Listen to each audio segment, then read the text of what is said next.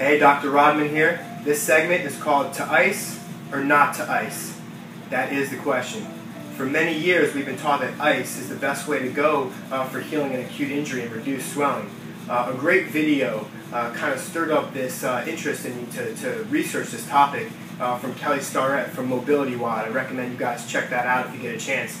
But basically what they're saying is ice is great for reducing pain and numbing an area, but it slows down the metabolism in that area, slows down the inflammation, and your body knows what it's doing. Your body wants inflammation to remodel the tissue that's been affected. So when you ice an area, it inhibits inflammation, which is good for pain, but bad for rebuilding that tissue into good functional tissue. So what happens is if you kind of slow down or inhibit inflammation, it's going to lead to junky tissue or scar tissue. You're going to get little scar balls, as they like to say, in that area that really doesn't stretch, doesn't move, and it can inhibit performance, cause a lot of pain, and really also lead to neurological problems too. So icing may not be the best route for an acute injury. There's an old mnemonic called RICE, which is rest, ice, compress, elevate. They're also saying that resting an area is not very good for healing. Movement is the way to pump fluid out of an area, pump inflammation out.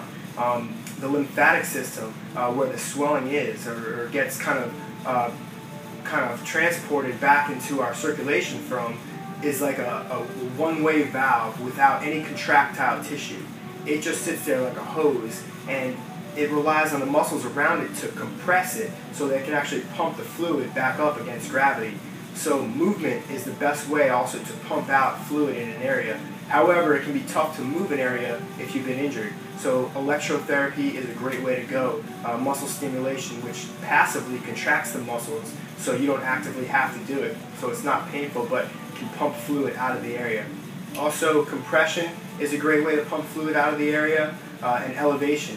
So they're saying instead of that old mnemonic of rest, ice, compress, and elevate, they're saying movement to your comfortability, compression, and elevation are the best ways to heal an acute inflammatory response.